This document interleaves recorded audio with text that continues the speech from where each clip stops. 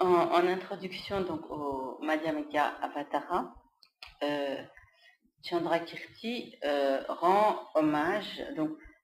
non pas Sangila Chateyo Mare, Tuji Chimbola Chateyo.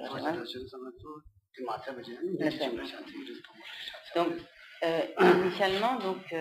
Chandrakirti ne rend pas hommage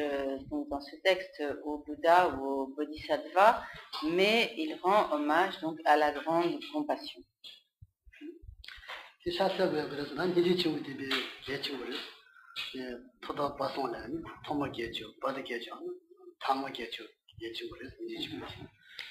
y a une raison à cela qui est liée donc à la très grande importance de la grande compassion. En effet, la grande compassion est essentielle à tous les stades de la pratique du Dharma, au stade initial, au stade intermédiaire et au stade final.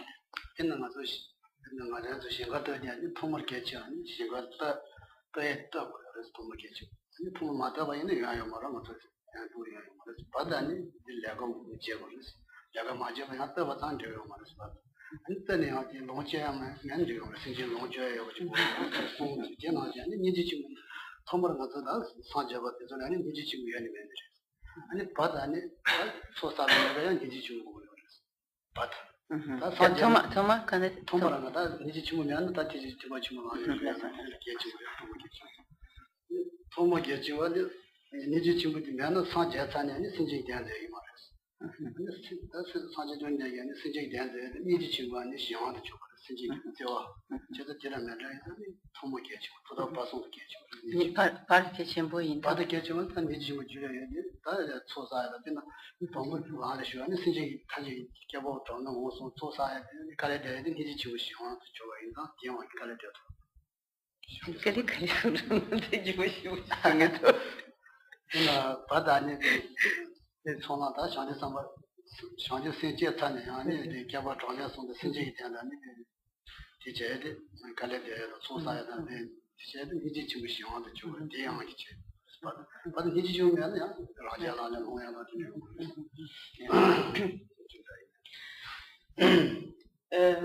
de la même manière que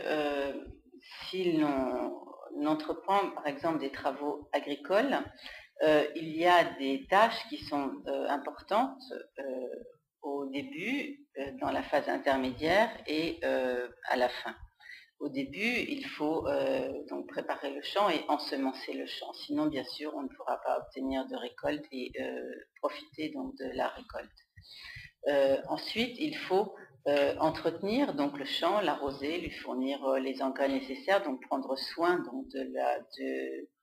des plantes qui poussent de manière à leur permettre de parvenir à maturité. Et à la fin, donc ce qui est important, c'est de pouvoir tirer profit de la récolte et de pouvoir donc la consommer. De la même manière, la grande compassion revêt une très grande importance.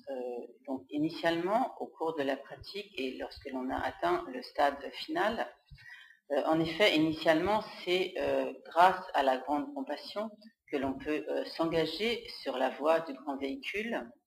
Dans la phase intermédiaire, c'est-à-dire tout au long de la pratique, la grande compassion est très importante car c'est elle qui, en fait, pousse à l'accumulation de mérites, à l'élimination des actions négatives et qui pousse donc à se développer et à progresser sur le chemin jusqu'à l'obtention du résultat final.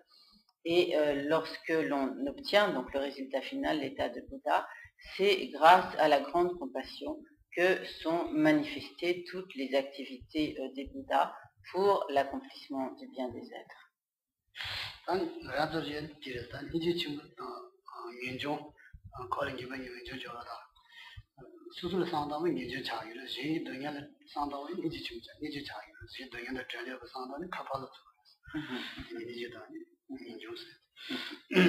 Il y a une sorte de parallèle entre le renoncement au cycle des existences et la grande compassion. Le renoncement au cycle des existences est tourné, disons, vers son propre, comme le dégoût pour soi-même du cycle des existences et le fait que l'on se détourne de la nature de souffrance du cycle des existences pour soi-même. La grande compassion est donc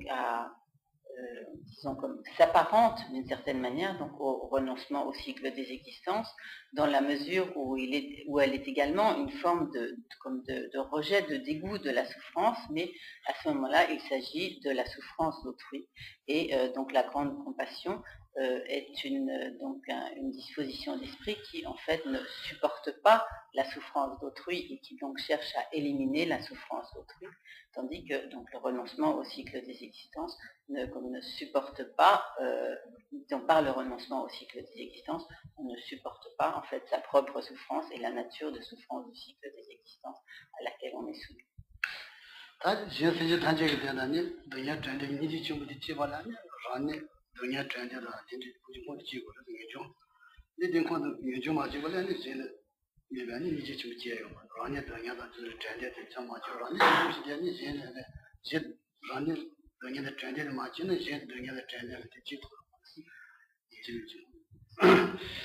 Or, pour pouvoir développer cette grande compassion qui fait que l'on veut libérer les autres êtres de la souffrance, il faut au préalable avoir développé pour soi donc le renoncement au cycle des existences par lequel on souhaite tout d'abord se libérer soi-même de toutes ces souffrances. Et c'est seulement sur la base du développement de ce renoncement par lequel on veut soi-même se libérer du cycle des existences que l'on peut ensuite développer la grande compassion qui est donc une volonté de libérer tous les autres êtres de leur souffrance.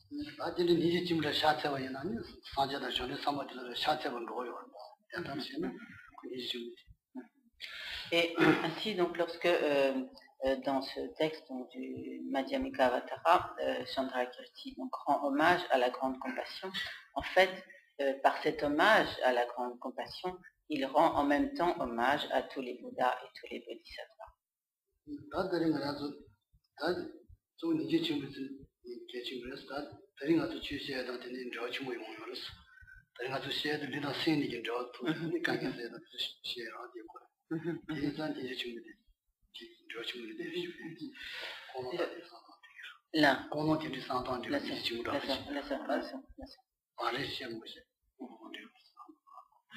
Là. Le sujet qui va être exposé ce soir, c'est principalement donc, comme le lien, le rapport entre le corps et l'esprit. Et donc, à titre de motivation, donc Geshe ne va pas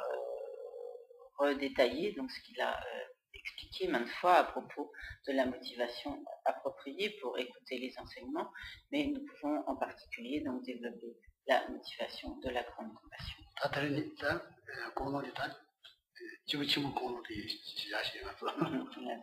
Et nous pouvons ainsi comme directement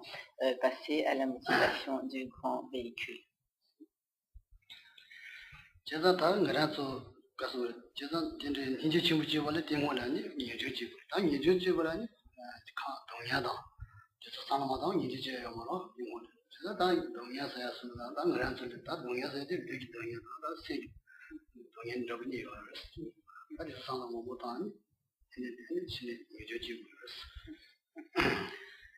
Donc, avant de pouvoir développer la grande compassion, il est donc nécessaire de développer le renoncement au cycle des existences. Mais pour développer le renoncement au cycle des existences, il est indispensable de réfléchir à notre nature, notre condition de souffrance. Et en fait, nos souffrances sont comme de deux sortes. Nous subissons donc des souffrances physiques et des souffrances morales ou mentales.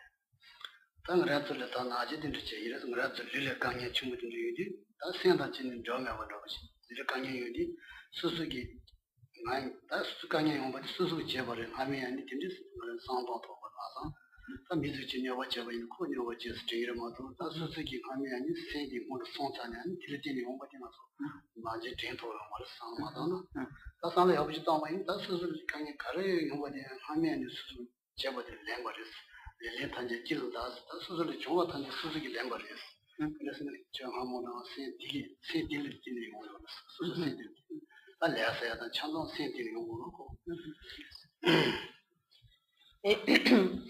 lorsque donc, nous réfléchissons aux diverses souffrances dont nous faisons habituellement l'expérience, en particulier lorsque nous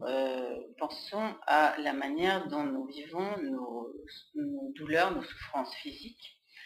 de manière générale, lorsque nous souffrons dans notre corps, nous ne faisons pas le lien avec notre esprit. Et nous pensons en fait que donc notre corps souffre et donc il y a comme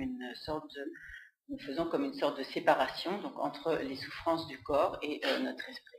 Et de manière générale, nous n'avons pas du tout conscience du fait que ces souffrances, donc ces douleurs physiques dont nous faisons l'expérience, nous en sommes comme nous-mêmes à blâmer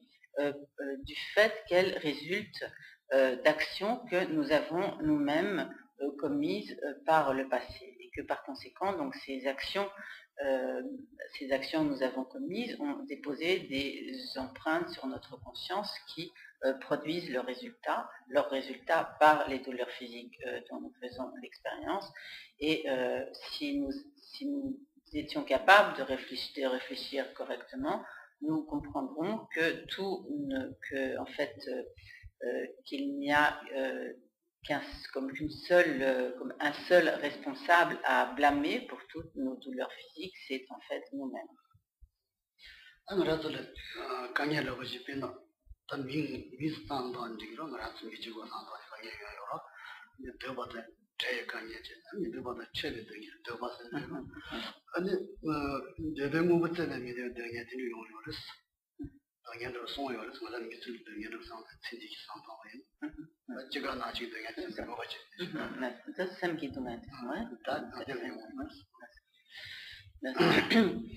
Et pour ce qui est de nos souffrances, disons, comme mentales ou morales, comme essentiellement, elles ont pour caractéristique de souffrir, d'être séparés de ceux que nous aimons, de souffrir, de ne pas pouvoir demeurer avec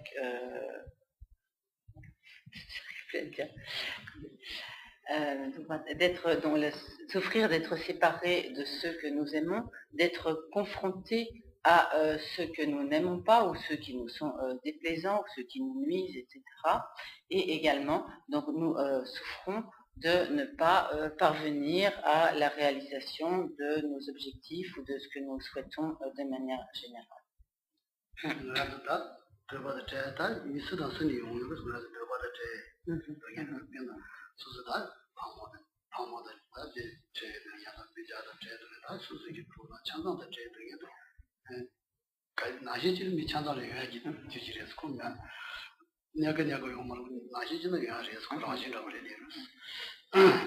Donc, la souffrance d'être séparé de ceux que nous aimons, c'est une souffrance dont tous les êtres humains font l'expérience à un moment ou à un autre, même si nous ne faisons pas constamment l'expérience de cette souffrance, il arrive toujours un moment ou un autre où nous sommes donc séparés de ceux que nous aimons, que ce soit nos parents, nos frères, nos sœurs, nos amis, etc.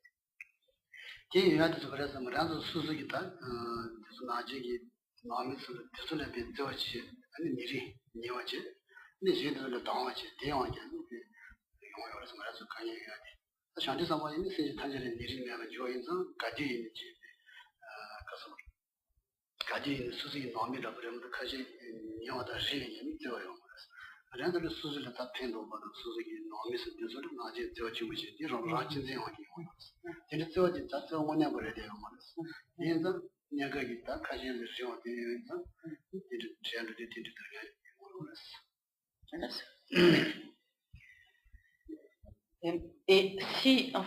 nous souffrons d'être séparés de ceux que nous aimons, c'est parce que nous sommes proches de certains individus, donc soit qu'ils soient notre famille, nos enfants, nos parents, nos amis, etc. En fait, nous souffrons de cette séparation parce que du fait que nous avons des relations bienveillantes les uns envers les autres, nous développons pour tous ces êtres un fort attachement qui est lié à notre propre chérissement de nous-mêmes. Et donc, du fait de ce chérissement de nous-mêmes, nous sommes particulièrement attachés à ces êtres qui nous sont proches et de ce fait, nous souffrons de la séparation avec ces êtres. Mais si l'on prend l'exemple des bodhisattvas qui n'ayant pas ce fort chérissement d'eux-mêmes, considèrent en quelque sorte tous les êtres comme leur famille et ont donc la même affection pour tous les êtres que celle que nous pouvons avoir donc pour notre famille et qui est empreinte d'attachement. Donc de ce fait, même s'ils sont séparés de certains êtres, ils ne souffrent pas particulièrement, car en fait pour eux tous les êtres sont comme une famille.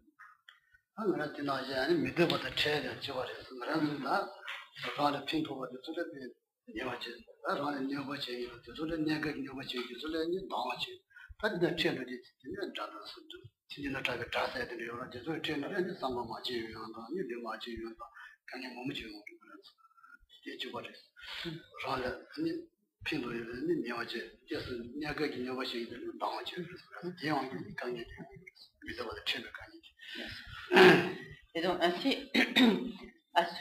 envers ceux qui temporairement sont bienveillants à notre égard, nous développons de l'attachement, et à l'inverse, envers ceux qui nous sont désagréables, qui nous nuisent, nous développons de la haine, de l'aversion, de la colère. Et de ce fait, nous souffrons d'être confrontés aux êtres qui nous nuisent, aux êtres qui nous sont déplaisants. Et s'il en est ainsi, c'est justement du fait de notre attitude qui est totalement dépourvue donc d'équanimité et de cette attitude partiale qui fait que nous avons de l'attachement pour les uns et de la haine pour les autres. Et par conséquent, lorsque d'autres êtres nous nuisent, que nous sommes donc confrontés à ces nuisances, alors nous en souffrons, mais les bodhisattvas qui ne font pas ce genre de discrimination entre les êtres, et qui ont donc la même bienveillance à l'égard de tous les êtres, dépourvus donc de cette partialité de l'aversion et de l'attachement, ne souffrent pas d'être ainsi confrontés à la nuisance d'autrui.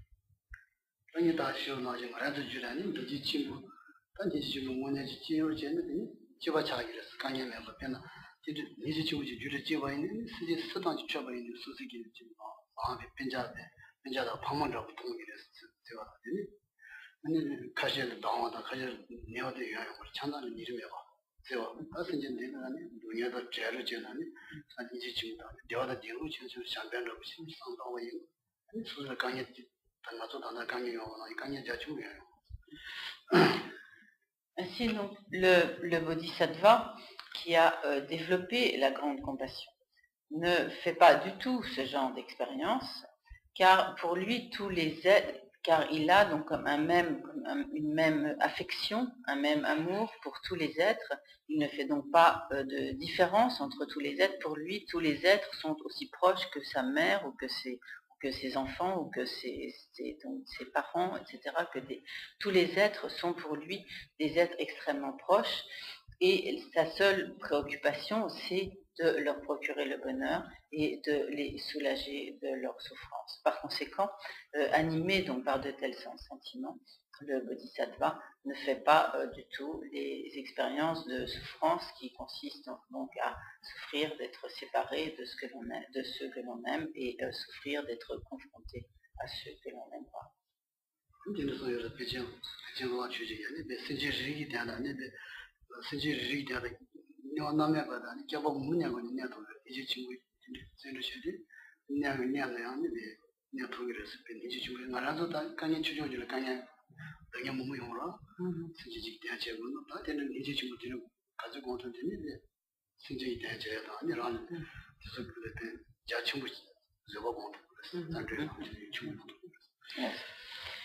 Et donc la compassion des bodhisattvas est si puissante que, comme mus par cette compassion, les bodhisattvas sont capables si cela est bénéfique à certains êtres, de demeurer pendant des cycles cosmiques dans l'enfer des tourments incessants et d'en supporter donc les souffrances si cela est utile pour le bien des êtres. Alors que au niveau ordinaire, où nous-mêmes nous nous trouvons, si nous devons, pour le bien de quelqu'un, endurer quelques difficultés, quelques souffrances, alors nous en sommes immédiatement affligés et nous avons beaucoup de mal à les supporter.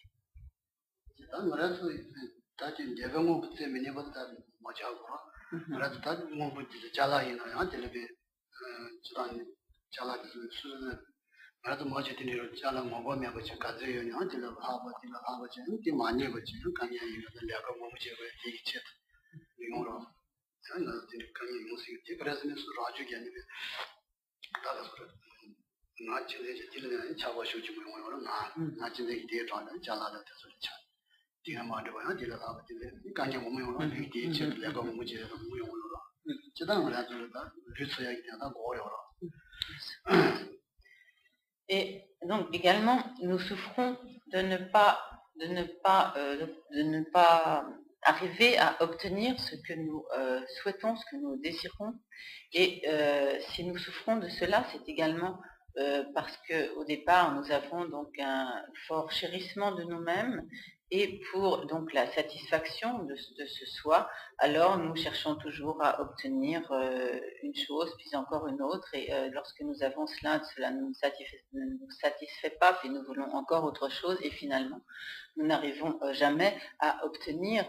tout ce que nous voulons. Et en fait, donc, nous souffrons de cela, et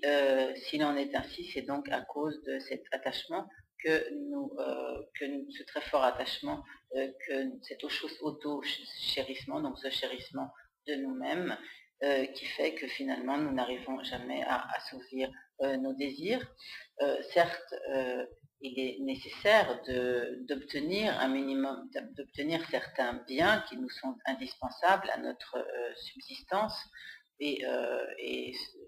ce n'est pas de cela dont il est question ici, mais de ce que nous recherchons constamment et sans jamais trouver la satisfaction.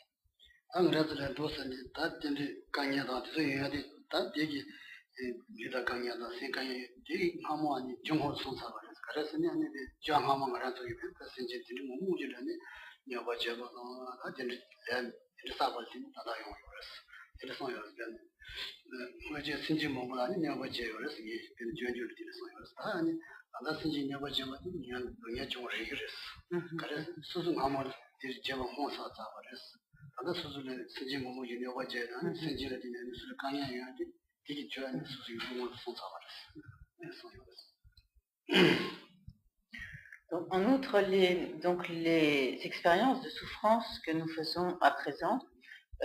donc ne se produisent pas sans cause, elles ne se produisent pas par hasard, mais donc elles sont le résultat d'actions que nous avons nous-mêmes accumulées dans le passé, et en particulier toutes les souffrances qui nous sont occasionnées par autrui, elles proviennent d'actions négatives que nous avons nous-mêmes accumulées en nuisant à autrui. Par conséquent, si nous-mêmes, par le passé, nous avons occasionné de la souffrance à autrui, il est tout à fait comme juste et normal qu'à présent, nous fassions à notre tour l'expérience de telles souffrances. Cela est en quelque sorte légitime, c'est comme un juste retour des choses.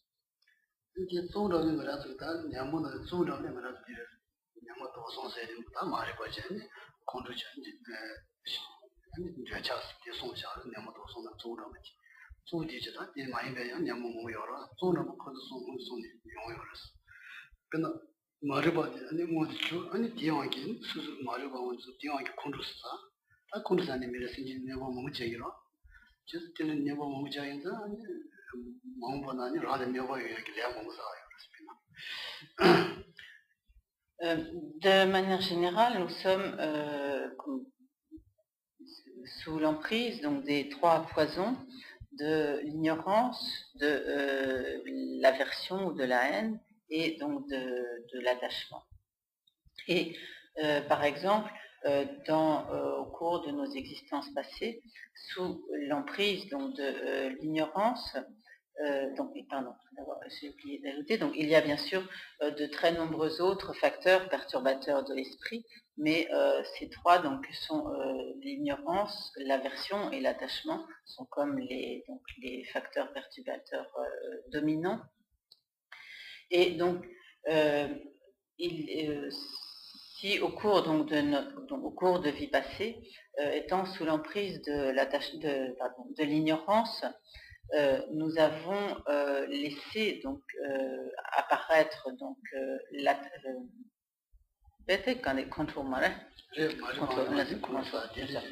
nous avons donc sous l'emprise de l'ignorance, nous avons laissé apparaître donc la colère ou la haine, et mus par cette haine, nous avons occasionné toutes sortes de souffrances à autrui, et par de telles attitudes, par de telles actions, nous avons ainsi accumulé des actions négatives dont les empreintes ont été déposées sur notre conscience et qui constituent donc autant de causes de nos souffrances présentes.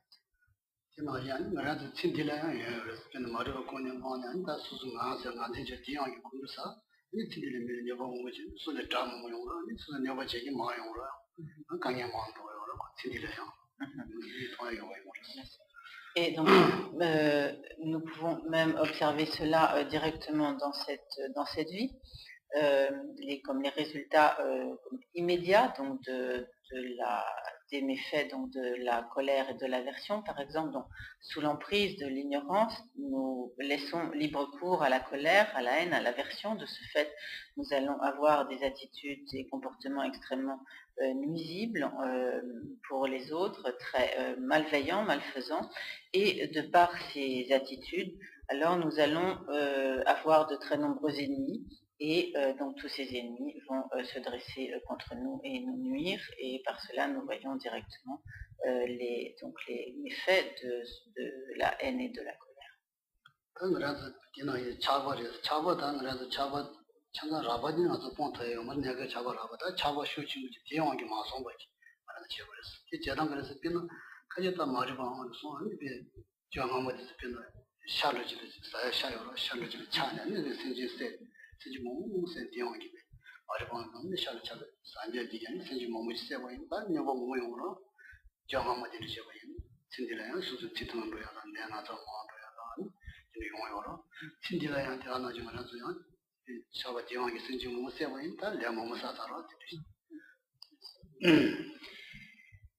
Il se peut également que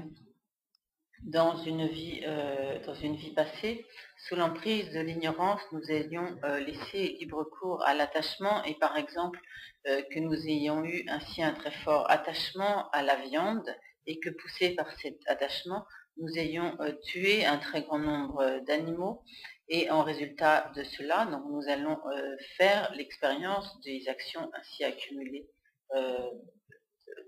Nous allons faire l'expérience du résultat de ces actions ainsi accumulées dans une vie passée, et par exemple dans cette vie, soit nous aurons une vie très courte, ou nous serons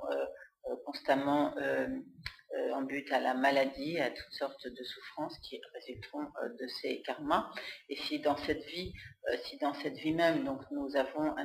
poussé ainsi par cet attachement, nous tuons également de très nombreux animaux, alors nous ferons de ce genre d'expérience, d'avoir une vie courte, de souffrir de maladies, etc. dans des vies futures.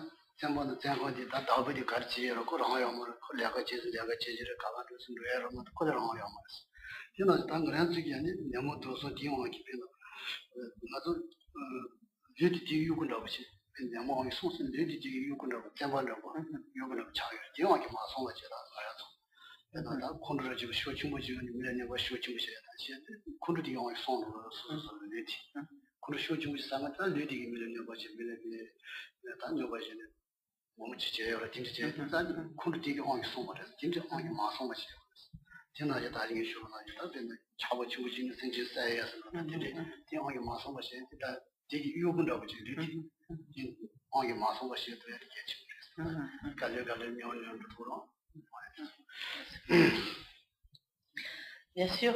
lorsque l'on débute dans la pratique du Dharma, il est très difficile de ne pas être comme sous la domination de ces facteurs perturbateurs de l'esprit, en particulier donc de la haine et de l'attachement. Mais nous devons faire en sorte que notre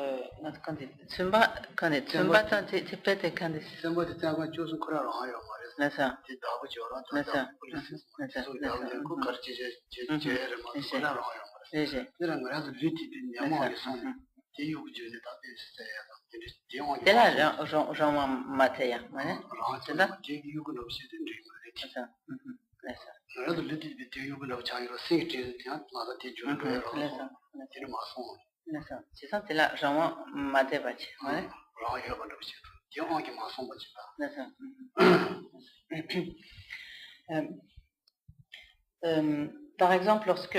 quelqu'un un malfaiteur est en prison, donc il y a des gardiens de prison qui vont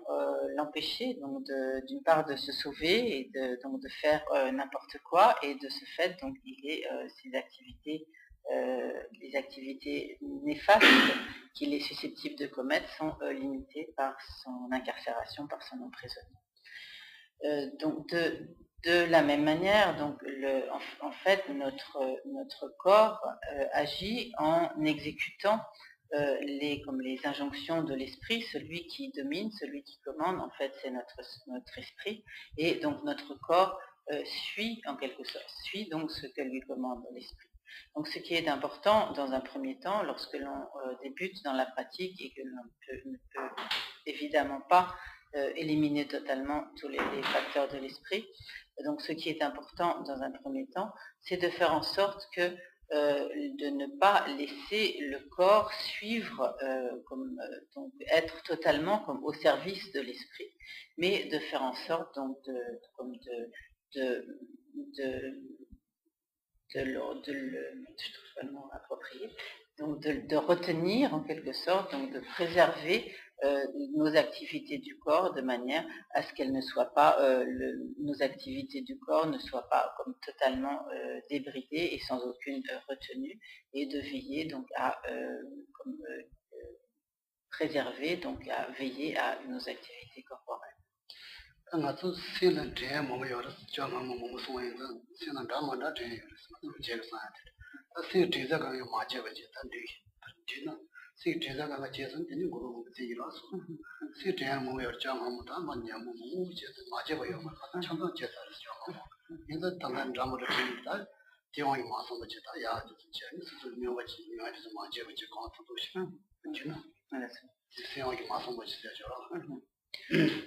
Donc,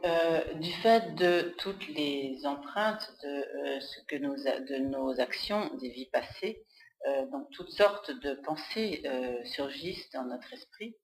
mais donc il est très important de faire en sorte de ne pas ne pas suivre comme toutes ces tendances de l'esprit, de ne pas suivre ces pensées, mais et de faire en sorte que toutes nos actions ne suivent pas toutes les pensées qui surgissent dans notre esprit.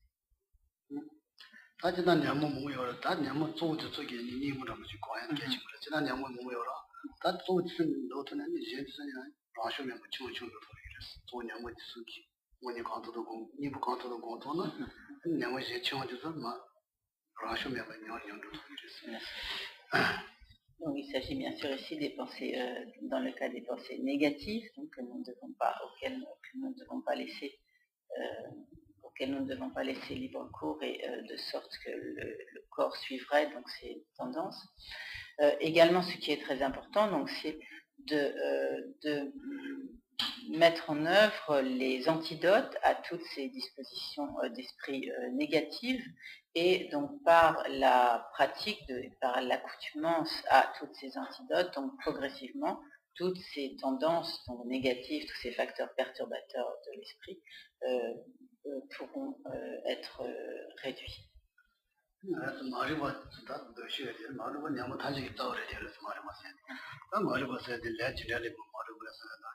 디 코노니를 말해봤어야 되다. 뭔가 여러 말해봐.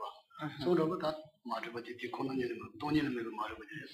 근데 내지라는 거 말해봤지. 소 이용을 다 그래서 안에 소리 가서도 상다. 아니 내지라도 이제 여기 제선 코티는 말해봐.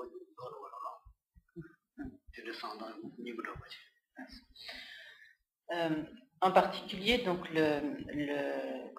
poison de l'esprit, le facteur perturbateur qui est à la base de tous les autres, dont procèdent donc tous les autres, c'est l'ignorance. Cette ignorance a de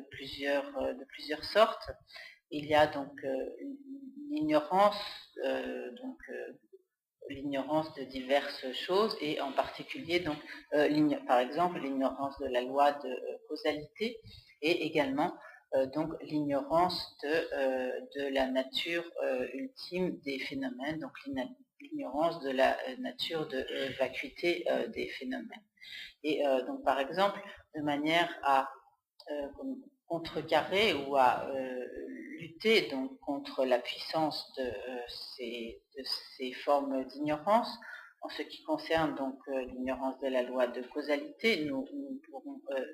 étudierons tout ce qui concerne la loi de causalité, nous méditerons sur cette loi de causalité et par cet apprentissage et cette accoutumance à la compréhension de la loi de causalité, nous pourrons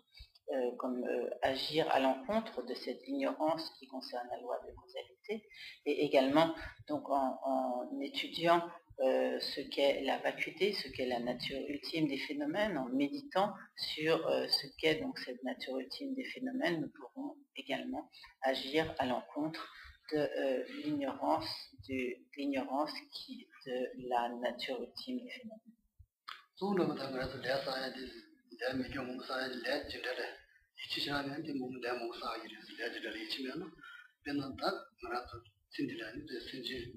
녀진을 공부하는 마음과는 진짜 소마지고 소재를 공부하는 딜레드는 공부하는 시즌으로야 하면 답에 전로야 다 저를 이치면서 다 진짜 세기를 시즌 여바 제기로 저를 이치하고 하는 시즌 여바 제기 말하는 딜레드는 저지만 시즌을 전로야 다 저를 야사하다 저를 이치하는 계속 여바 라시면 가는 것은 여바 제야 아니면 중도제 En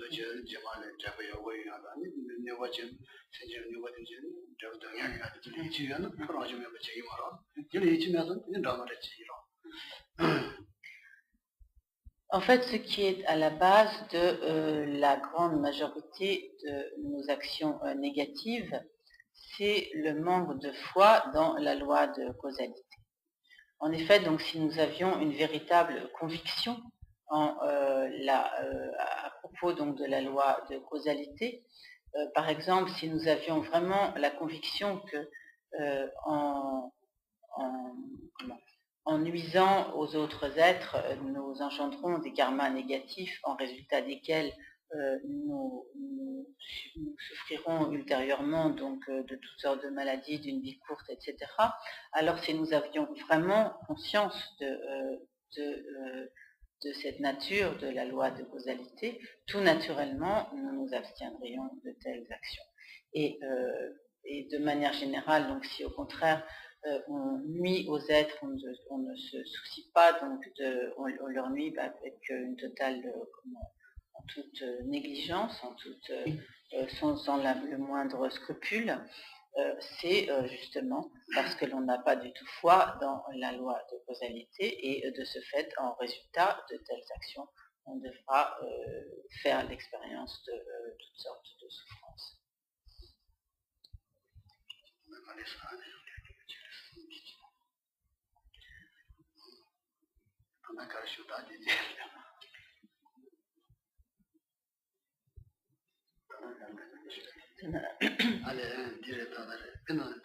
lela yiche me para tener ya pina ngarazo pina shekada indizo yenas pina shekada indizo shekada yabta wayne tanto yabo yongo mo sonki toin ko yichi mo ne yoros sheka yabo mata wayne ko yabo mo yongo yichi mo ne yoros yichi mo son toin yichi mo ne yoros ko yago chaya da yichi ka le yo to yo ne ngarazo ta din ta da yichi wayne 아니 주 단 수수이 나네 제들을 자주 보세요. 아니 미겨 봐. 과도도 봐야지. 수치부 요도 이치는 들어.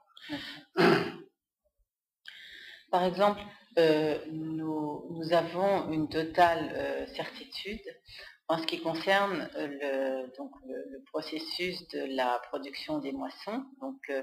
nous savons que si nous plantons des graines, que nous nous préoccupons correctement de les faire pousser, nous allons donc récolter une moisson et nous n'avons aucun doute à ce sujet.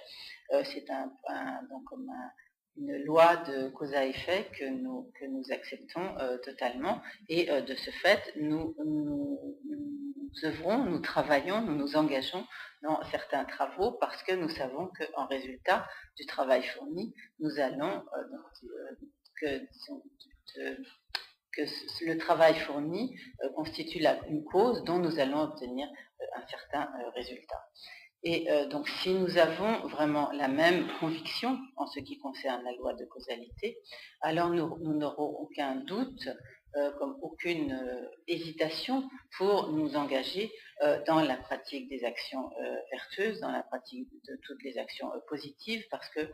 nous serons convaincus du résultat positif que nous en récolterons.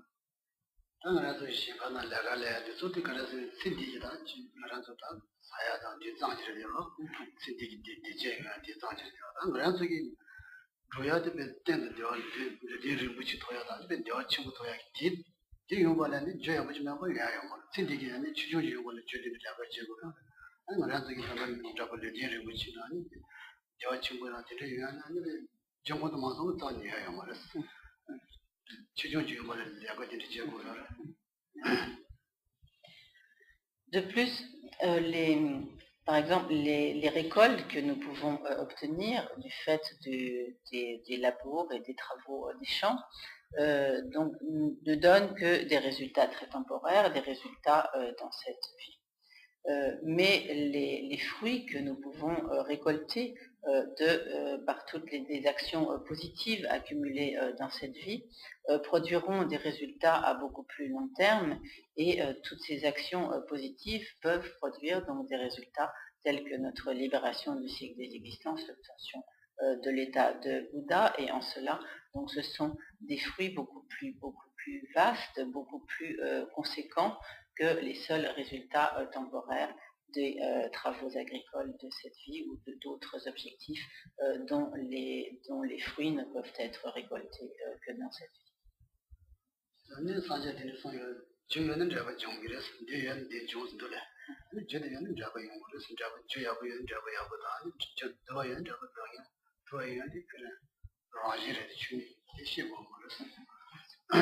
Mais donc, il ne serait pas possible que des résultats tels que la libération du cycle des existences, des états de renaissance supérieurs ou l'obtention de l'état de Bouddha puissent être des résultats qui ne seraient pas produits par des causes appropriées, des causes adéquates. Et en effet, donc, l'une des caractéristiques de la loi du karma, donc de la loi de cause à effet, est que donc une cause favorable, positive, engendre un résultat favorable et qu'une cause négative, défavorable, engendre un résultat négatif.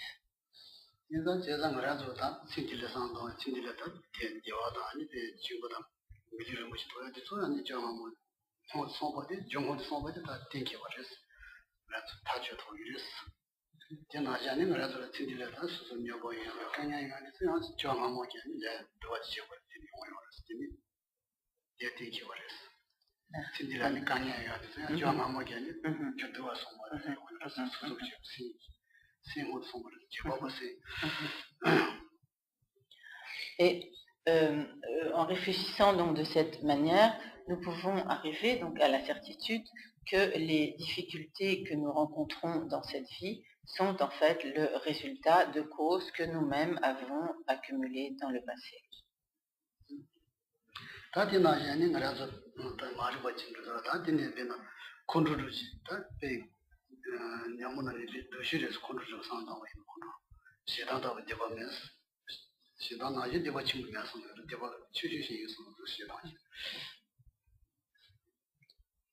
Et notamment pour ce qui est donc de la colère, de la haine, de l'aversion, il s'agit de facteurs perturbateurs de l'esprit extrêmement négatifs, négatifs, extrêmement préjudiciables. Et en effet, donc comme il est dit dans le Bodhicaryavatara, donc il n'y a pas d'action négative comme d'action plus négative que la colère, l'aversion. La haine, l'aversion.